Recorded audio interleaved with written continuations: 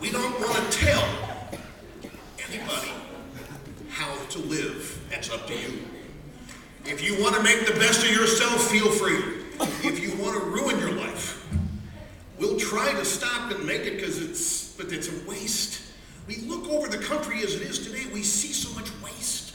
Human potential that's been destroyed by 50 years of a welfare state, by a failed war on poverty that has destroyed.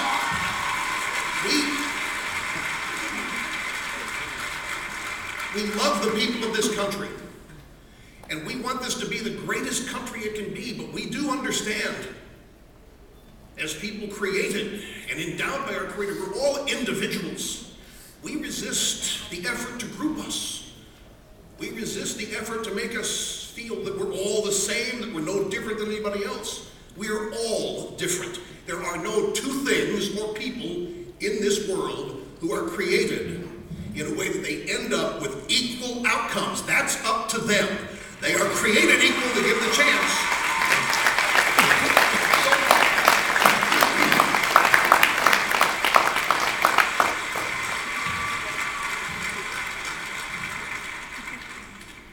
We don't hate anybody. We don't. I mean, the racism in this country, if you ask me, and I know many people in this audience, let me just deal with this head on. You know what the cliche is of a conservative: racist, sexist, bigot, homophobe. Excuse me, ladies and gentlemen of America, but if you were paying attention, I know you were, the racism in our culture was exclusively and fully on display in the Democrat primary last year.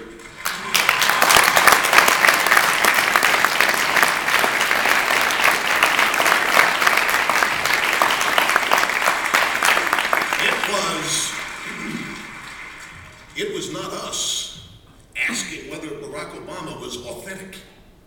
What we were asking is he wrong? We concluded, yes. We still think so, but we didn't ask if he was authentically black. We didn't say, as some Southern Christian Leadership Conference leader said, Barack is not authentic, he's not got any slave blood, he's really not down for the struggle, but his wife does. So don't expect the race industry to go away. Southern Christian Leadership Conference, you may not even know this, it wasn't reported in the drive-by media.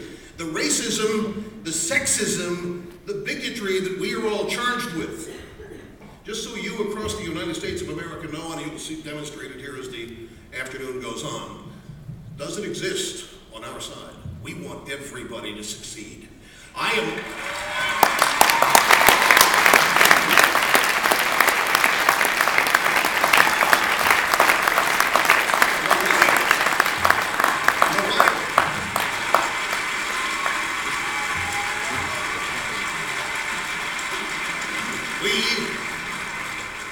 We want the country to succeed, and for the country to succeed, its people, its individuals must succeed.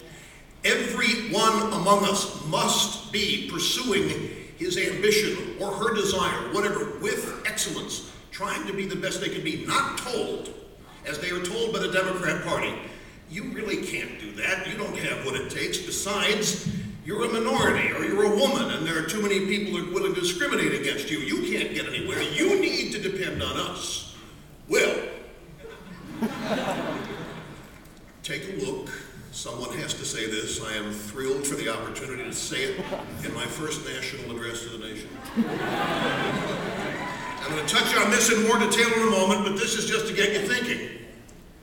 Take a look at all of the constituency groups that for 50 years have been depending on the Democrat Party to improve their lives. And you tell me if you find any. They're still complaining. They are still griping about the same problems. Their problems don't get fixed by government, and those lives have been poisoned. Those lives have been cut short by false promises from government representatives who'd said, don't worry about it, we'll take care of you. Just vote for us.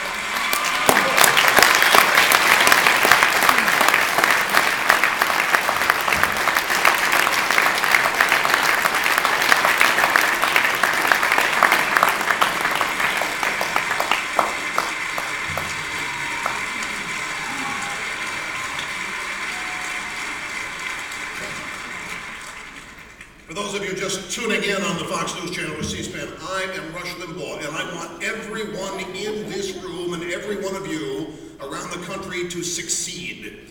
I want everyone who believes in life, liberty, pursuit, and happiness to succeed.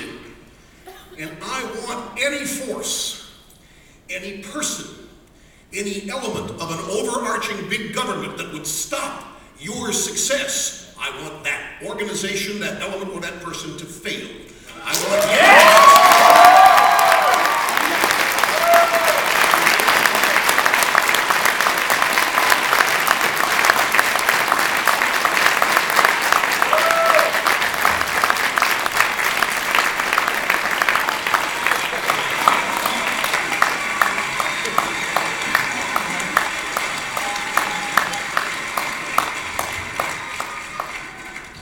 Also, for those of you in the drive-by media watching, I have not needed a teleprompter for anything I've said.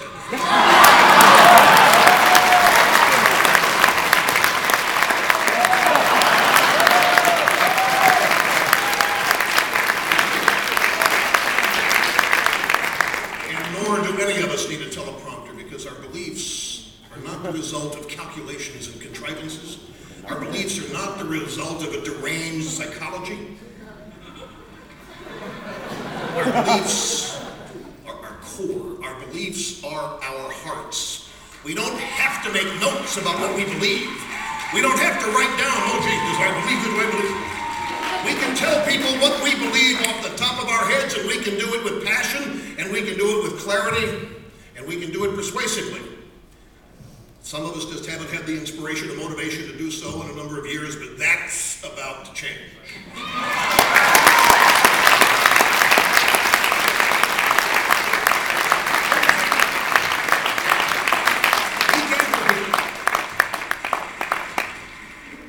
I talked to David and Lisa in the super exclusive private green room that nobody but about 55 people were allowed into. And they said that there's a sense of liberation here among all of you that are attending CPAC. And I understand what the sense of liberation is about. But don't make the mistake, at the same time of feeling liberated, as thinking we're better and we can do better as a minority, because we're not a minority. And if you start thinking of yourselves as a minority, you're going to be defensive, and you're going to allow the majority to set the agenda and the premise. You're responding to it.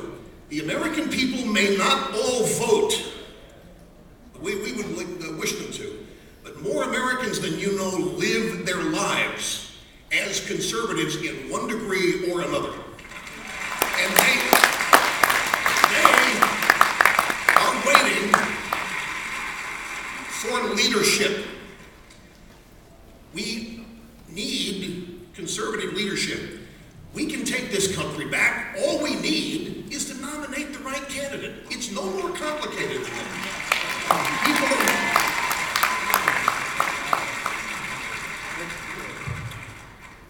Now let me speak about President Obama for just a second. President Obama is one of the most gifted politicians, one of the most gifted men that I have ever witnessed.